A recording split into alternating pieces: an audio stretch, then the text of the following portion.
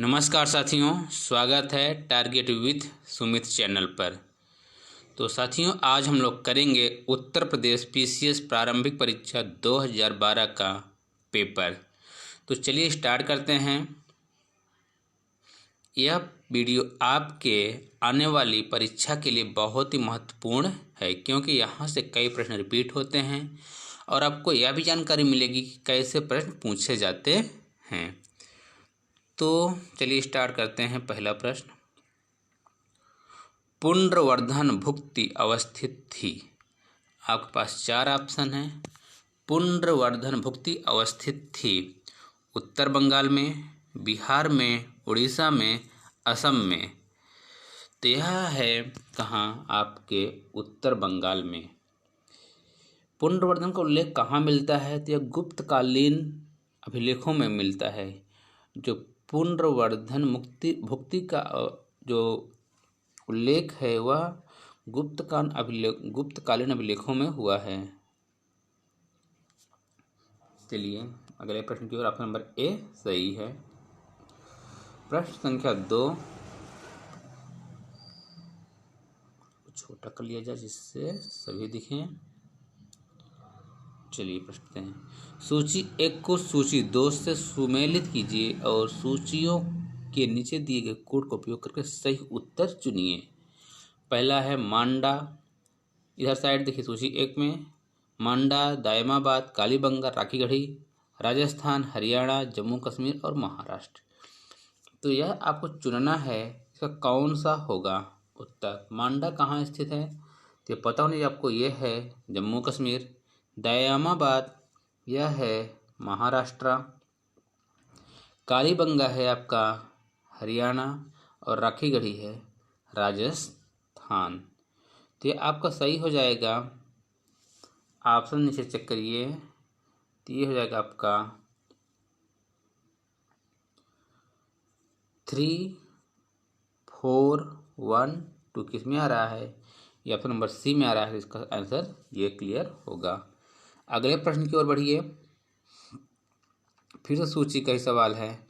सूची 1 को सूची 2 से सुमेलित कीजिए और सूचियों के नीचे दिए गए कोड का उपयोग करके सही उत्तर चुनिए। चलिए देखते हैं हम लोग।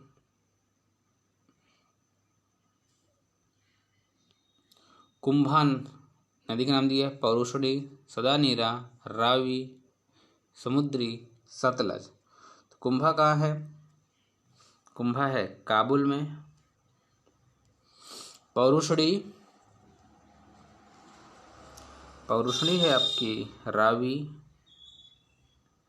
सदानीरा है आपके गंडक, जो पुराना नाम। समुद्री है सतलज।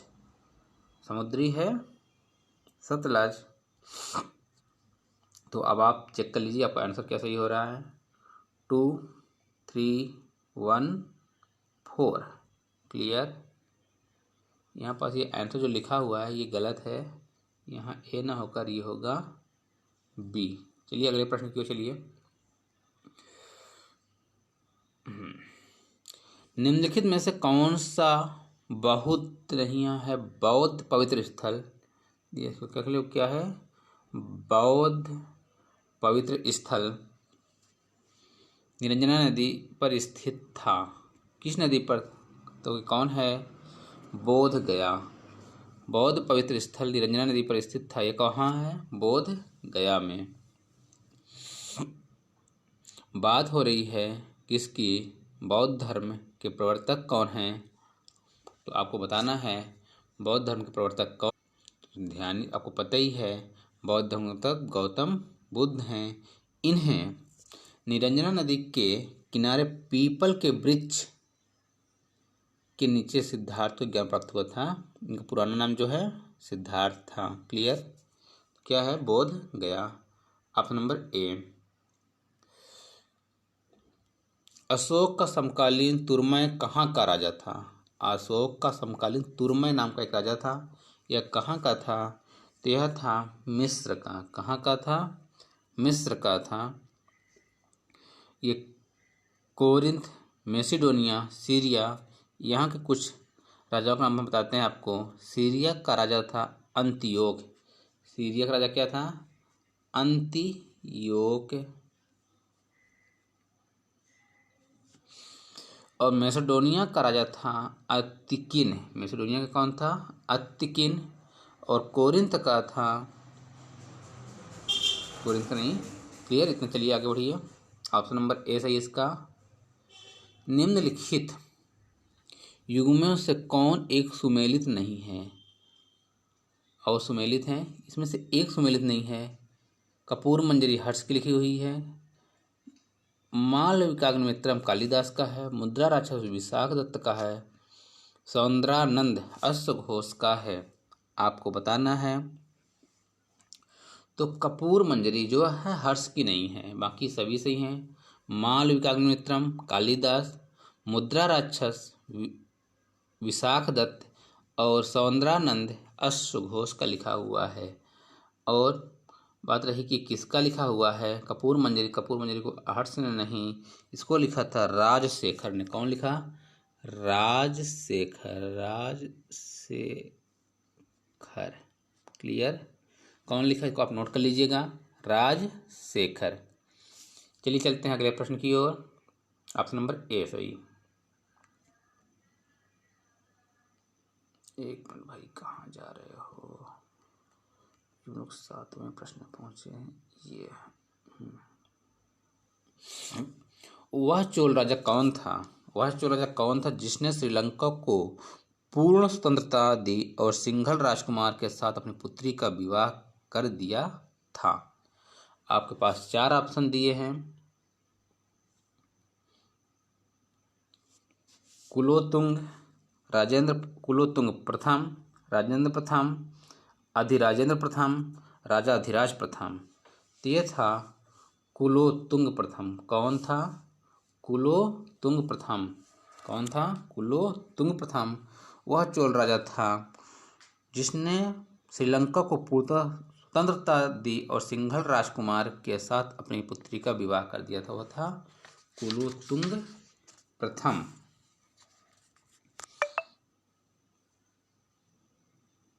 चलिए अगले प्रश्न की ओर चलें।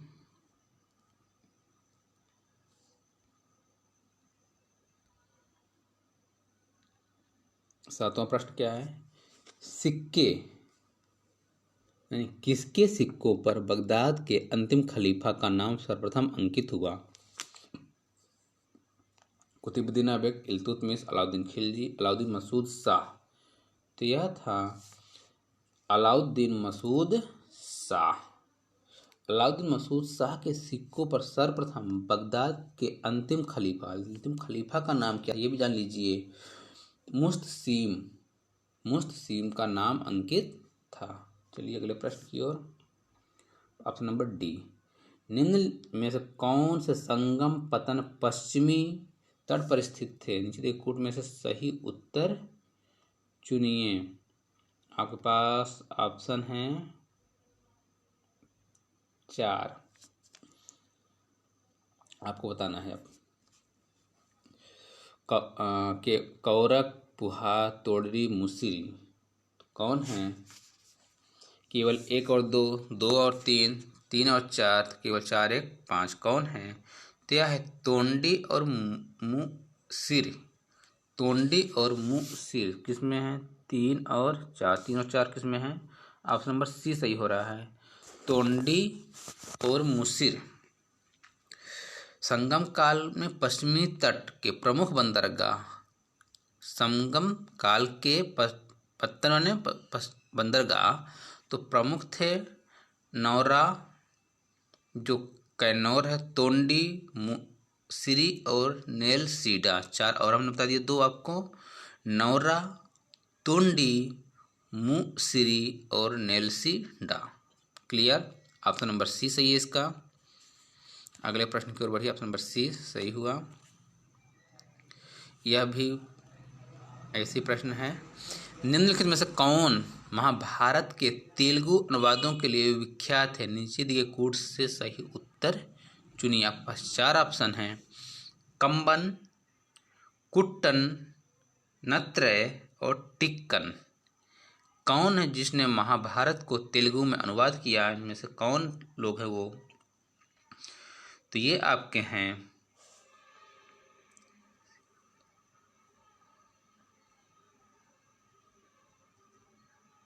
नत्रय, टिक्कन। कौन कौन है?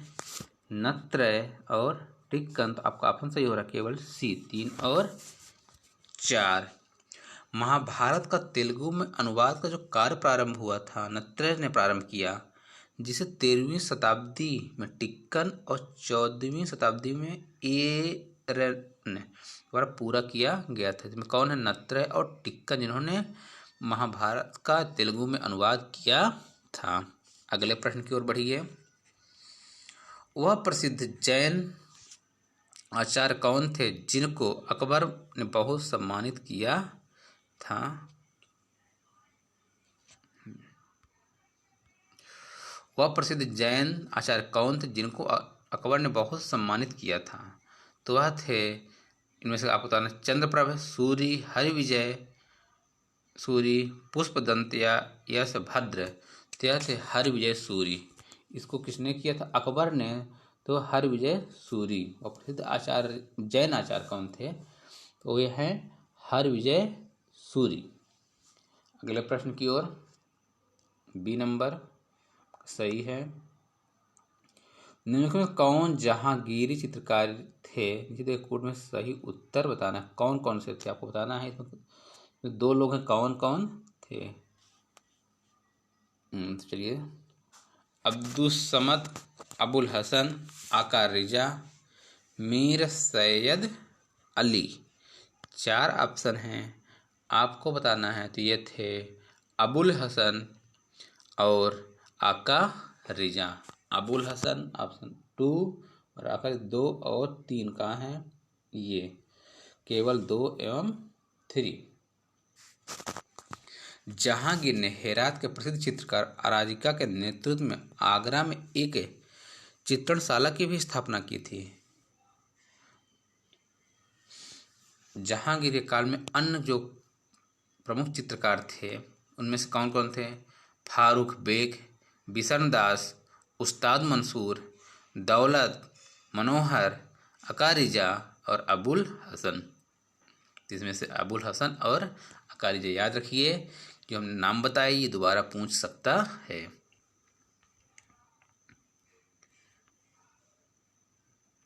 औरंगजेब की मृत्यु के समय मराठा नेतृत्व किसके हाथों में था? जैसे ही औरंगजेब की 1707 में मृत्यु होती है तो उसके बाद मराठा नेतृत्व किसके हाथों में आता है? संभाजी, राजाराम, जीजाबाई या ताराबाई। तो यह आता है ताराबाई के। ताराबाई कौन थी? यह राजा राम की पत्नी थी। किसकी थी? राजा राम की पत्नी थी। अगले प्रश्न पर, प्रश्न संख्या 14।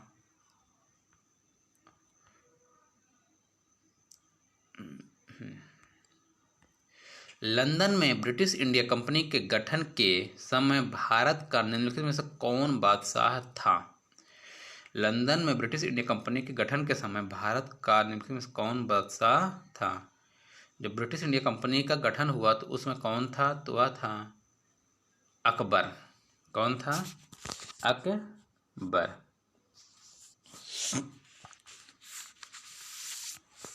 नेक्स्ट क्वेश्चन, प्रश्न संख्या 15, ऑप्शन नंबर ए सही है। 15, प्रथम महायुद्ध के दौरान कहाँ पर भारत की एक अंतरिम सरकार बनी थी जिसके प्रेसिडेंट राजा महेंद्र प्रताप थे? बहुत ही सिंपल क्वेश्चन। यह थे अफगानिस्तान में। सरकार कहाँ बनी थी? अफगानिस्तान में। आज का अफगानिस्तान का है या तालिबान। राजा महेंद्र प्रताप ने जर्मनी के सहयोग से अफगानिस्तान के काबुल नगर में दिसंबर 1915 में अपनी एक अंतरिम सरकार बनाई थी भारत के लिए, भारत सरकार। अगले प्रश्न की ओर बढ़िए। ऑप्शन नंबर ए सही है। राजा राम मोहन राय को राजा की उपाधि किसने दी थी? राजा राम मोहन राय को राजा की उपाधि किसने दी थी? आपके पास 4 ऑप्शन हैं।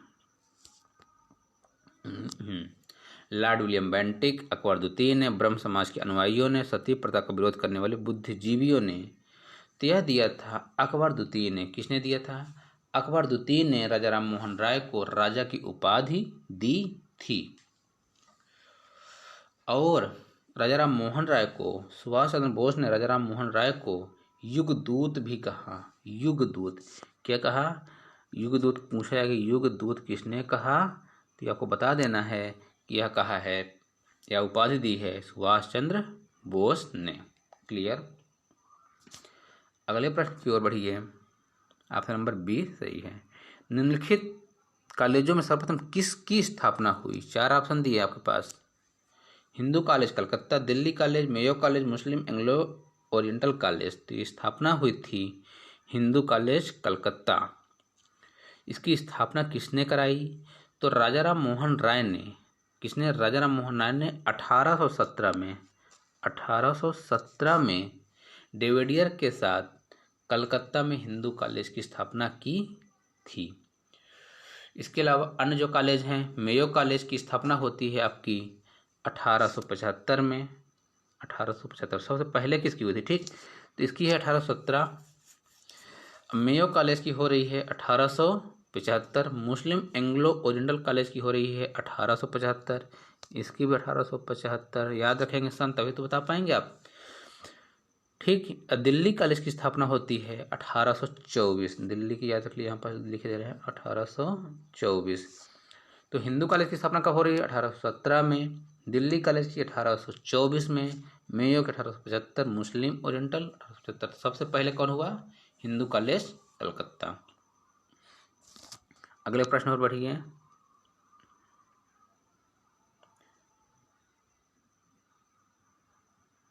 शारदा अधिनियम के अंतर्गत लड़कियों एवं लड़कों के विवाह की न्यूनतम आयु क्रमशः कितनी की गई थी? तो यह की गई थी 14 से 18 वर्ष। इसमें कुछ भी आपको याद नहीं करना है। और ये शारदा एक्ट आया कब था यार? ये आया था 1930 में। कब आया था? 1930 में। नया रखिए, शारदा एक्ट 1930 में आया था। इसमें लड़कियों की उम्र 14 वर्ष और लड़कों की 18 वर्ष। क्लियर। बस सूची 1 को सूची 2 से सुमेलित कीजिए और दिए गए उत्तर का चयन कीजिए। इसमें समाचार पत्र दिया है, दूसरी भाषा दिया है। कौन सा समाचार पत्र किस भाषा में प्रकाशित होता था? आपको बताना है। पहले सूची देखिए। भारत मित्र। भारत मित्र एक हिंदी है, हिंदी भाषा का समाचार पत्र है। राष्ट्रमत यह है मराठा का। प्रजापति नहीं, प्रजामित्र है। प्रजामित्र, ठीक, ये प्रजामित्र है। यह थी गुजराती में। किसमें? गुजराती में। और नायक थे बंगाली में। ठीक, तो आपका ऑप्शन सही होगा ऑप्शन नंबर सी। क्लियर। आप देख लीजिएगा पूरा। निम्नलिखित में से किन आंदोलनों में महिलाओं को घर के 4 दीवारी से बाहर निकाला? नीचे दिए कोड में सही उत्तर चुनिए। आपके पास क्या दिए हैं? 4 ऑप्शन दिए हैं। इसके अलावा फिर कूट दिया है। तो आइए चेक करते हैं। स्वदेशी आंदोलन, होम रूल आंदोलन, असहयोग, सविनय अवज्ञा आंदोलन। आपको बताना है ये सभी आंदोलन थे जिसमें महिलाओं ने सक्रिय भूमिका रही। और सर्वप्रथम 1905 में महिलाओं को घर की 4 दीवारी से बाहर निकाला था। उसके बाद होम रूल लीग 1916 में होता है। असहयोग 1920, सविनय अवज्ञा आंदोलन सब में आते हैं और क्रमशः भारत देश को आज़ाद कराते हैं। क्लियर है। तो आज हम लोग से 20 क्वेश्चन किए हैं। अगले वीडियो में इसके आगे के क्वेश्चन करेंगे 21 से, और इस तरह हम लोग कंप्लीट करेंगे पूरा 2012 का, उसके बाद 13 का, उसके 2021 तक के पेपर को हल करेंगे, जिससे आपका नॉलेज बढ़ेगा और यह भी जानकारी होगी कैसे प्रश्न आते हैं और कैसे प्रश्न आने की संभावना है। तब तक के लिए जय हिंद, जय भारत।